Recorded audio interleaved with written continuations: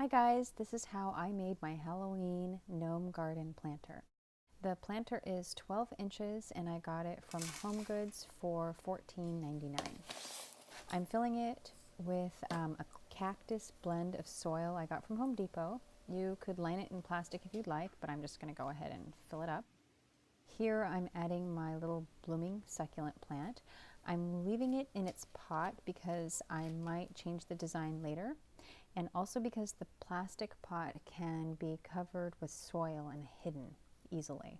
Then we'll bring in the thing that screams Halloween, our decorative pumpkin from Target. And we'll add another succulent on the other side to balance out the pink flowers. I want all the height to be at the back of the planter. I've got a little space next to my pumpkin, so I'll just fill that in with another succulent right over here.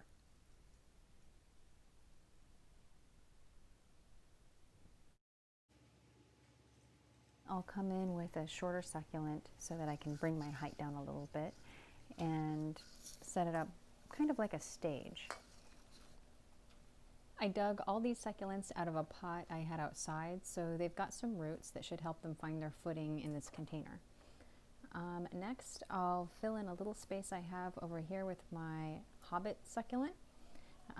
It's called that because the leaves look like little hobbit ears, but its proper name is Crassulus ovata.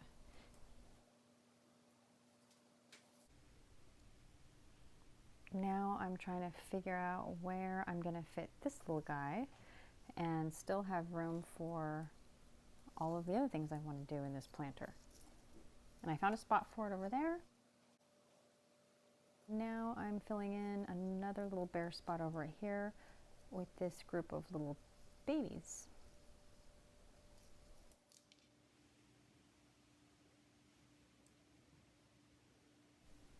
I've got room for my mini pumpkin over here, and then it's time to add in all the little doodads that I've collected for Halloween. I found this happy ghost and spooky tree in a set at Target, and then I went ahead and made this table out of clay and cardboard.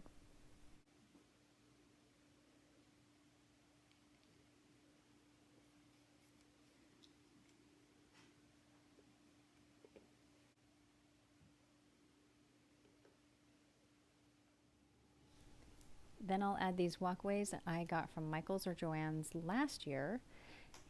And I picked up a little package of autumn leaves. Some of them have glitter, some don't. And I'll just kind of sprinkle them around, kind of hiding the dirt. You could have used rocks or glitter for this part, but I really like these leaves. I thought it added that color that it needed. Since we do have a lot of succulents on the left side, I wanted a little bit more color. I wanted to put a witch in here, but I couldn't find any gnome witches, so I went ahead and I made this one out of clay, polymer clay. It's easy to do, and then I made her hat out of air dry clay because I just found that it was much lighter and didn't really weigh her down. And then I wanted to make her a little friend, so I made this mouse that's dressed up like a pumpkin, and you can't see it from this angle, but she's got a little tail on the back.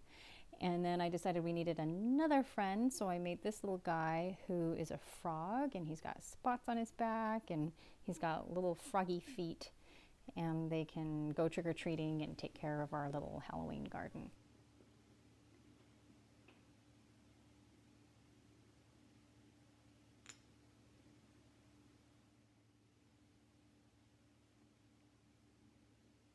I made my witch a tiny little broom out of a twig and some twine, and so I'll put that right there.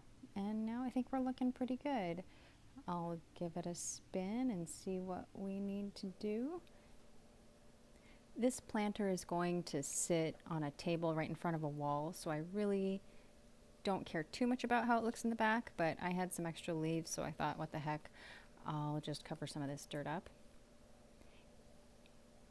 And I can cover the dirt up over here too, and I had a little extra jack-o'-lantern from the set, so I'll just plop it right there too. And you can see those little hobbit succulents right there. I think they're so cute.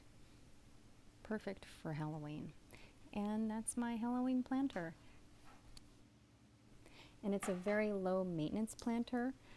You can put it next to a window and then just take a little turkey baster with water and go in there and water each plant individually.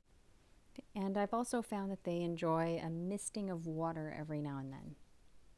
I hope you have a very happy, fun, and safe Halloween.